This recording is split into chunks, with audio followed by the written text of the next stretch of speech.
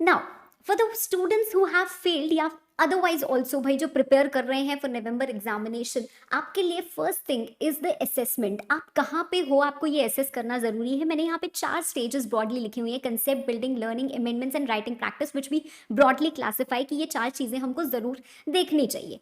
The first thing comes with concept building. यहाँ पे मैं एक और चीज एड्रेस करना चाहूंगी, lot of students are right now looking for fast track classes कि भाई फास्ट ट्रैक क्लास ले लेते हैं, कम समय है, जल्दी से हो जाएगा, फिर आप वहीं के वहीं रह जाओगे।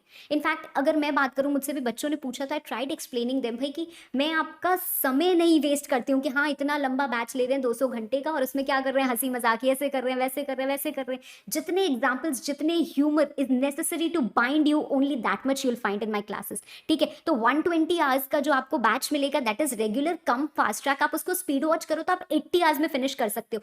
2 घंटे भी अगर पढ़ेंगे तो 40 दिन में लॉ आपकी जेब में होगा, राइट। पर अगर आप उसको कॉम्प्रोमाइज करोगे थ्रू फास्ट ट्रैक तो आपको दिक्कत होगी, because that is what is needed. आपको कंसेप्ट्स ही तो अच्छे से बिल्डअप करना है, आपको वो इंट्रिकेट डिटेल्स ही तो जानने, वो कनेक्शन ही तो जानना है of all the provisions of law. तभी आप वो एग्जाम में कोई नया क्वेश्चन आएगा तो उसको क्रैक कर पाओगे, वरना फिर वही पढ़ लो पास्ट ईयर के 10 क्वेश्चन, आए तो आए, नहीं आए तो फिर फेल हो जाएंगे, फिर अटेम्प्ट करते रहेंगे, राइट। तो एक बार ठंडे दिमाग से बैठो, सोचो और देखो क्या मेरी कंसेप्ट इतने स्ट्रॉन्ग है भाई, और अगर नहीं है then you definitely need classes. और अगर आपके कंसेप्ट स्ट्रॉन्ग थे बट फॉर सम रीजंस आपने याद नहीं किया, आपने अमेंडमेंट्स नहीं देखी, आपने राइटिंग प्रैक्टिस नहीं की थी, तो आप देखो कि कौन से स्टेज पे आप हो। If I talk about writing practice तो डेफिनेटली आपको हमारे जो बैचेस होते हैं तो वहाँ पे मॉक टेस्ट पेपर्स भी मिलते हैं। 10-10 मॉक टेस्ट हम ले रहे हैं एक एक पर्टिकुलर सब्जेक्ट में। इनफैक्ट जो आपके फुल टेस्ट आते हैं वो इवैल्यूएशन के, फुल टेस्ट क्या सभी इवैल्यूएशन के साथ जाते हैं फॉर द स्टूडेंट्स जो दे, राइट। तो बहुत सारे टेस्ट आपको मिलते हैं, तो बहुत सारी रिटन प्रैक्टिस हो जाती है apart from the written questions that are done in classes. ठीक है, लाइव सेशंस में रिटन प्रैक्टिस हो रही है, तो बहुत सारी चीजें होती है। आपको देखने की जरूरत है कि अगर आपने कंसेप्ट कर लिए हैं, लर्निंग पार्ट है, सिर्फ राइटिंग की वजह से आप पीछे रह गए, तो कहीं ना कहीं आप मॉक टेस्ट वगैरह कोई ज्वाइन करो और आप रिटन प्रैक्टिस अपनी जितनी कर सकते हो करो। अगर आपको लगता है कि नहीं फर्स्ट स्टेप से ही कहीं ना कहीं वीक पड़ रहा हूं, तो रिस्क मत लो यार। आपके करियर का सवाल है, आपकी लाइफ का सवाल है। ठीक है, हर कोई आपको गाइडेंस दे रहा है, हम भी यहाँ पे गाइडेंस देने के लिए ही बैठे हैं। ठीक है, सो इट्स नॉट दैट कि हाँ ये प्रमोशन करने के लिए ऐसे बोल रहे हैं या ये चीज़ है, नहीं। डेफिनेटली हम आपको ये समझाने की कोशिश कर रहे हैं कि भाई अगर आपको क्लास लेना है तो एक इन्फॉर्म्ड डिसीजन लो, पर क्लास लेना चाहिए या नहीं लेना चाहिए पहले ये तो डिसाइड करो। और वो कैसे डिसाइड करेंगे, वो अपने आप के असेसमेंट से डिसाइड करेंगे। कुछ बच्चे ऐसे भी हैं जिनको लग रहा है कि मेरे तो मैम आई वाज एक्सपेक्टिंग कि 70 आने चाहिए और कहीं ना कहीं वो 30-40 पे आके अटक गया है।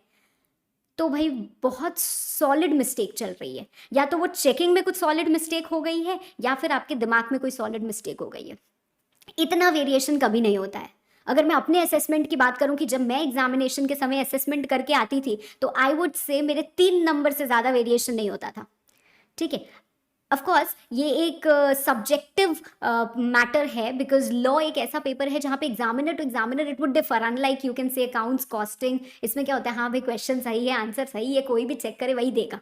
बट इसमें थोड़ा सा वेरिएशन हो सकता है, बट इतना वेरिएशन नहीं हो सकता है। सो गेट योर कॉपीज, आप अपनी कॉपीज मंगाओ, आप अपने कॉपीज को चेक करो, आप अपने मेंटर से बात करो, देखो कि मैम मेरा ऐसा प्रॉब्लम आ रहा है, तो यहाँ पे कहाँ पे क्या प्रॉब्लम आई है। ठीक है, मेरे को तो लग रहा था इसमें मुझे 4 नंबर मिलेंगे, इसमें तो मुझे 1 नंबर मिला है, तो वहाँ पे सॉलिड प्रॉब्लम है यार। उस प्रॉब्लम को आइडेंटिफाई करना बहुत ज़्यादा जरूरी है, नहीं तो हम क्या करेंगे, ओवर कॉन्फिडेंस में पेपर देते रहेंगे और हर बार धड़ाम से नीचे गिरेंगे। ठीक है, तो उसको अभी रुक के एड्रेस करना जरूरी है। तो हमको अपनी एक सेट ऑफ प्रॉब्लम्स आइडेंटिफाई करने हैं फॉर एवरी सब्जेक्ट की इस सब्जेक्ट में कहाँ पे वीकनेस रह गई, कहाँ पे प्रॉब्लम रह गई, और उस प्रॉब्लम को आइडेंटिफाई करके उसके बाद क्या करना है, हमें अगला कोर्स ऑफ एक्शन डिसाइड करना है, राइट।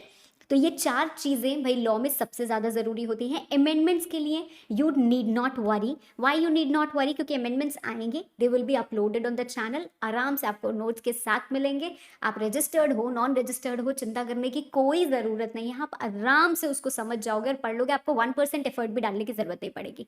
रही बात लर्निंग की, ma'am entire syllabus of law can not be learn, जैसे सीपीटी में, और I would say CA foundation rather, CA foundation में भी हम लोग सीपीटी के फेस से निकल नहीं पाते हैं। सीए फाउंडेशन में बच्चे क्या करते हैं, अक्सर बहुत सारा रट लेते हैं इतना सही तो है, याद कर लेंगे, ये भी याद कर लो, ये भी याद कर लो, ये भी याद कर लो, लिख देंगे, वही लॉ की लैंग्वेज। इंटर में आते आते वो क्या होता है, बहुत दिक्कत हो जाती है।